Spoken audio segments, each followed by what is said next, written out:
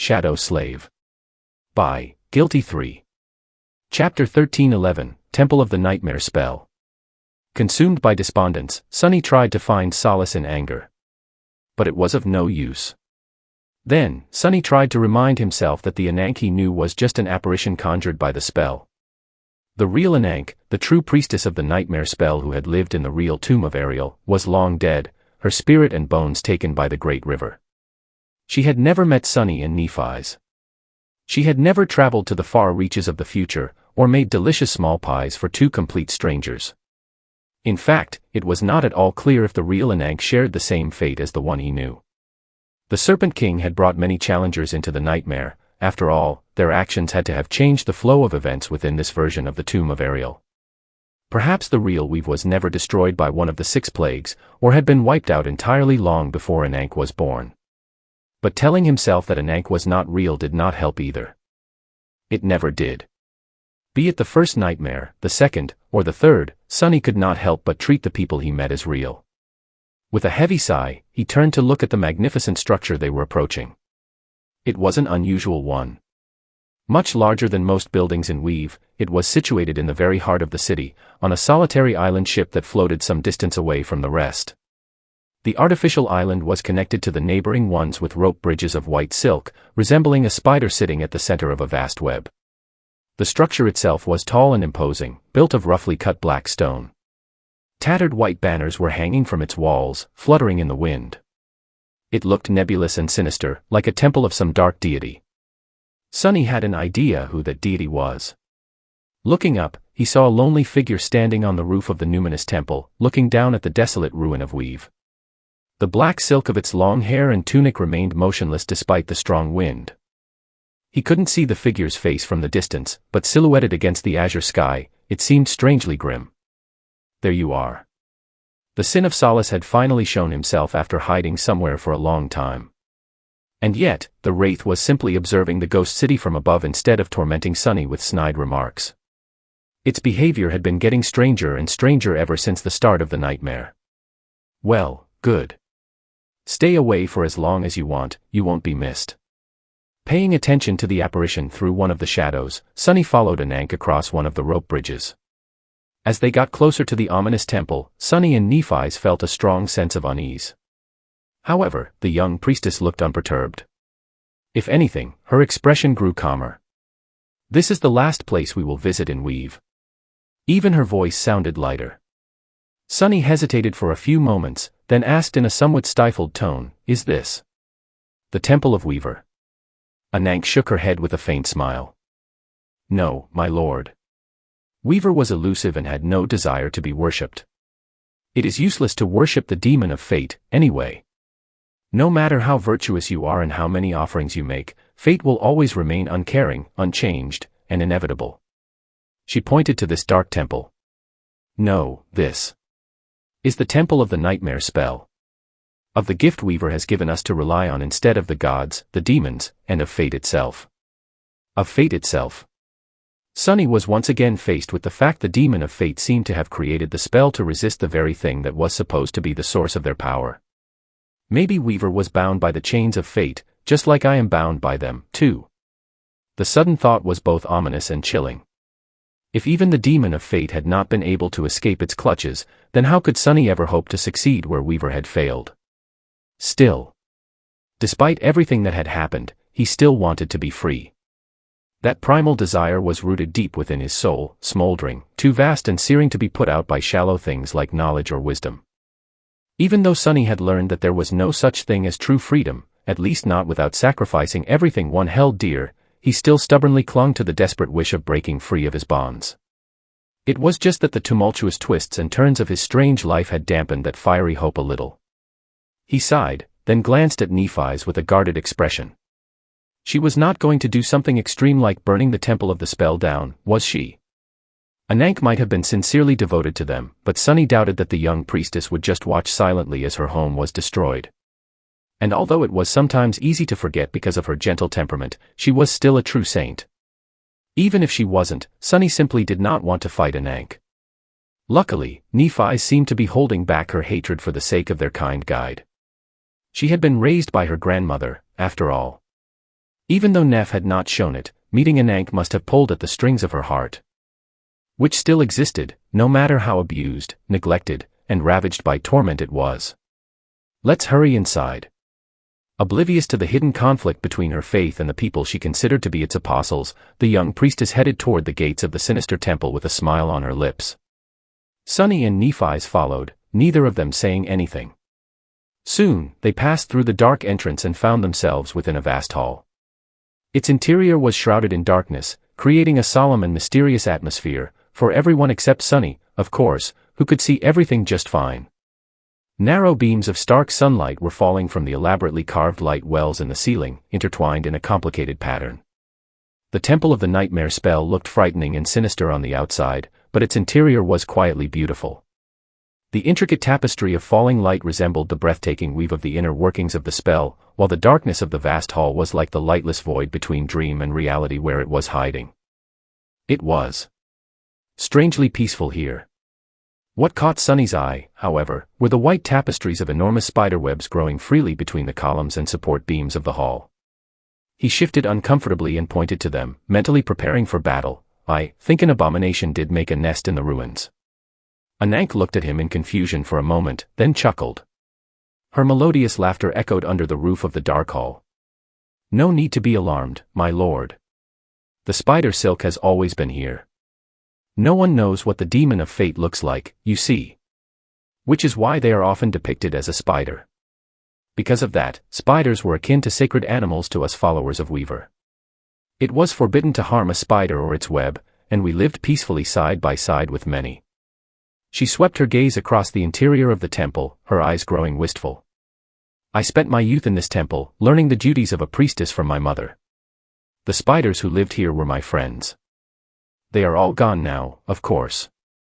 Fate wasn't merciful to them, either. But their silk remains. Sunny gave the young woman a strange look.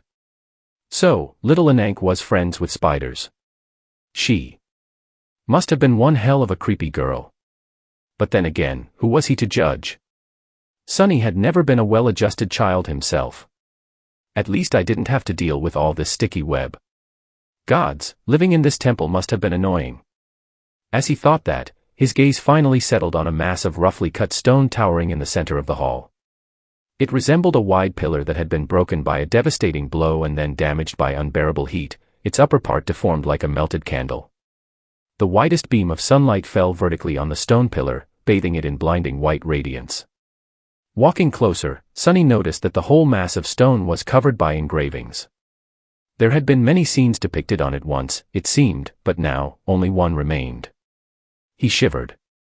Cut into the ancient stone, an enormous gate was depicted, its titanic surface wrapped in unbreakable chains. In front of it, a tall figure stood, the shape and form of its body hidden by a dark mantle. Only the face could be seen. Or rather, the mask. The mask of a fearsome demon with ferocious fangs and a crown of 3 twisting horns. Drawn to the stone image, Sunny felt his blood stir. Of course, he knew whose figure was carved into the broken pillar. It was Weaver. Chapter 13:12, Ancient Mural. Sunny remained silent for a while, looking at the broken pillar. Eventually, he turned to Anank and asked in a hesitant tone, "What is this?" The young priestess approached the mass of dark stone and bowed her head. After a few moments of reverent silence, she straightened and looked at him with a proud smile. "It is one of the greatest relics of Weave, my lord. This column was brought into the tomb of Ariel by my elders, and then carried all the way here after their exile. It depicts the deeds of Weaver, from birth to the bestowal of the nightmare spell to my people." Her smile dimmed. "However, as you can see, the column has been severely damaged over the ages.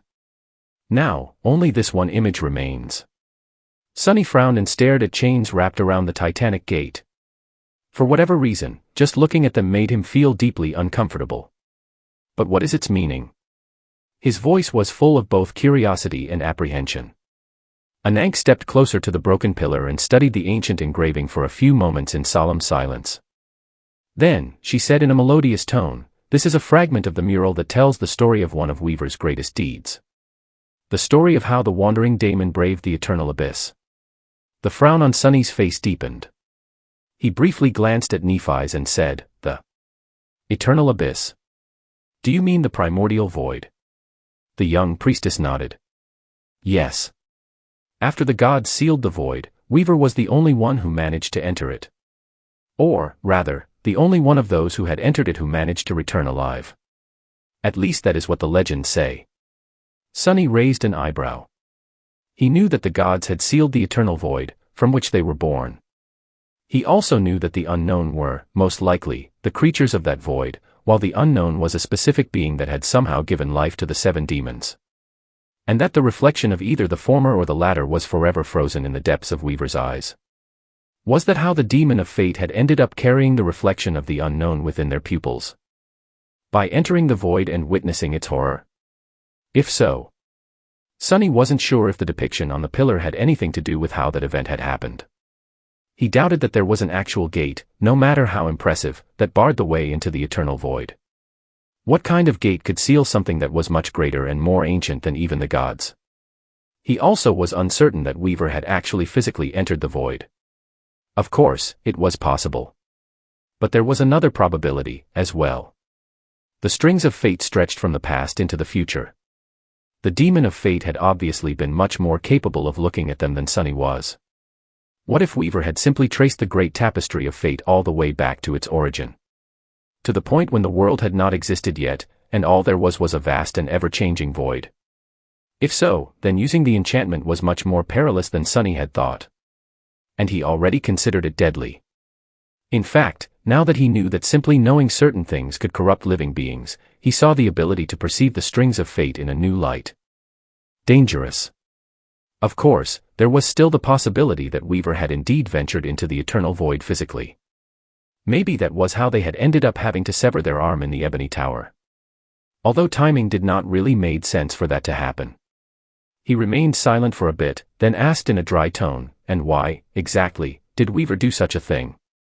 Anank smiled. Weaver believed that knowledge was the origin of power. Yeah, I heard as much. And that was the reason they had ventured into the eternal abyss. To find the answer to the greatest of secrets. Nephi's was looking at the ancient mural. Hearing these words, she frowned slightly, and asked, "What secret?"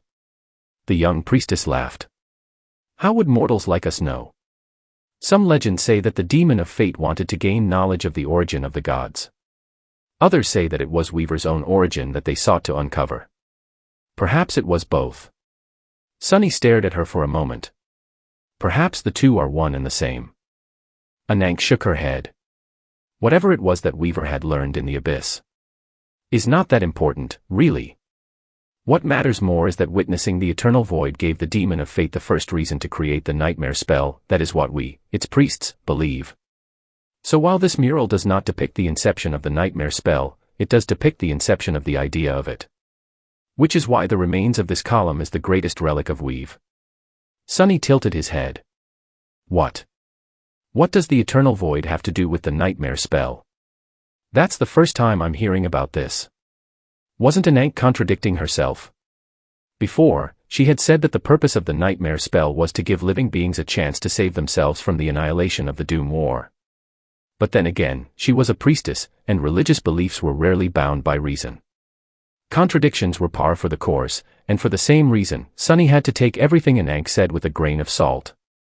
Still, there could be some truth to what she said. The young priestess bowed to the broken pillar again, then walked away with light steps. "My lord, my lady. Come. I will show you the rest of the temple." Sunny and Nephi's exchanged a glance, both pondering the meaning of the ancient mural. Neither of them knew what to make of it, so they followed Anank in silence. Soon, the three of them settled for sleep. Tired after the long journey and the forlorn eeriness of Weave, Sunny fell into the embrace of dreams almost instantly. That night, he saw a nightmare. In the nightmare, Sunny was a spider with one of his 8 legs broken off. He was crawling across the stone floor, consumed by fear. Behind him, broken chains were falling down with a deafening clangor, and a titanic door stood wide open, its dark maw hiding indescribable horror. Sunny crawled and crawled, but no matter how he strained himself, the horrifying gate was only drew closer. Chapter 13:13, Nightmare Within Nightmare.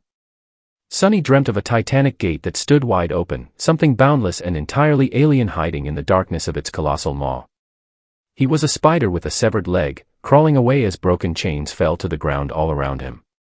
His mind was consumed by terror, while his heart was full of a cold, bitter feeling of betrayal and regret. Escape. I must escape.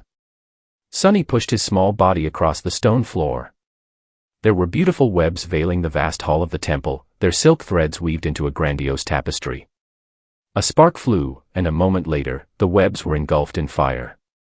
They disappeared in a flash, leaving behind only clouds of acrid smoke that obscured the entire world. At least he couldn't see the harrowing gate anymore. Suffocating, he crawled through the smoke, and slowly, torturously, the terror devouring his soul dissipated. Sonny felt as if he had escaped the immediate danger. However, he was hopelessly lost. There was nothing except for searing heat and the dark glow of spreading flame around him. His body was already starting to grow unbearably hot. He froze for a moment, resting and trying to find the way out of the smoldering inferno. Then, for a moment, he felt a breeze caressing his singed carapace from somewhere ahead. There. Sonny rose to his 7 feet and limped forward as fast as he could. Soon, he left the smoke and the fire behind. There was a silent expanse of still water around him now. The smoke was gone, but a thick mist took its place. It swirled and moved, flowing slowly past the shivering figure of the small spider. Where am I? Sonny took a step and discovered that he could somehow walk on the surface of the water, just like he could within the Soul Sea. Advancing hesitantly, he ventured deeper into the fog. Some time passed, perhaps only a few minutes, perhaps an eternity, and he had lost all sense of direction. There was nothing but mist in the world. Until something else appeared in the gray void. Sonny trembled. There, ahead of him, something was sitting on the calm surface of the water, staring down. The figure was dressed in tattered rags, its gaunt body hidden from view. It seemed like a human, or was at least human-shaped. The man's dirty hair was hanging like seaweeds, and his face was hidden from view. A jagged band of dark metal rested on his head like a tarnished crown. Suddenly, Sonny felt cold. The Mad Prince. It was one of the 6 heralds of the estuary. One of the 6 plagues. The creature in front of him looked rather pitiful, but it was still a corrupted titan. He was in dire danger. Luckily, the defiled abomination did not seem to notice the small spider. Mad Prince was sitting motionlessly, staring at his own reflection with an absent expression. It was as though he existed in an entirely different reality. A moment later, Sonny suddenly felt profound relief. A simple realization dispelled his fear and unease: I'm sleeping. It's a dream. Of course, it was. Sonny was not a spider. He was currently in the Temple of the Nightmare Spell, near Nephi's and Anank, not in the middle of a boundless sea, lost in the mist. The corrupted titan in front of him was not real, and the danger the creature represented was not real either. Thank the gods. As Sonny thought that, he was not a spider anymore. However, he was also not himself. Instead, Sonny was tall and nebulous. He had 8 nimble arms, one of them crafted out of pristine white porcelain. His slender figure was veiled by a dark mantle, and a mask of black polished wood hid his features. Looking down from his towering height, Sonny studied the pitiful creature in front of him. The Mad Prince did not look that frightening, especially for a titan. However, for some unknown reason, the hunched figure filled Sonny with dread. It was just too familiar. As if sensing a gaze, the tattered man suddenly shifted and slowly raised his head. A dreadful face that seemed like a ghastly mask of countless scars and 2 dark eyes burning with unfathomable madness revealed themselves, making Sonny take an involuntary step back. Then, a whisper that was like broken glass resounded, scratching at his ears. The Mad Prince whispered, "Who dares dream about me?" And just like that, the relief Sonny felt was destroyed. What? He knows that this is a dream. No, that is not possible. How? The eyes of the defiled slowly gained refocus, becoming sharp and crushing. Pressed down by the unbearable weight of harrowing insanity hidden in their dark depths, Sonny took another step back and held his breath. It's a dream, it's a dream. The creature's lips, meanwhile, twisted in a wicked smile. Ah. It's you. Which one are you? The Mad Prince suddenly froze, then groaned and struck his head with a fist. I can't remember. Ah, but it is also an answer. His ugly face rippled, as if trying to assume a human expression. You're neither. You are an imposter.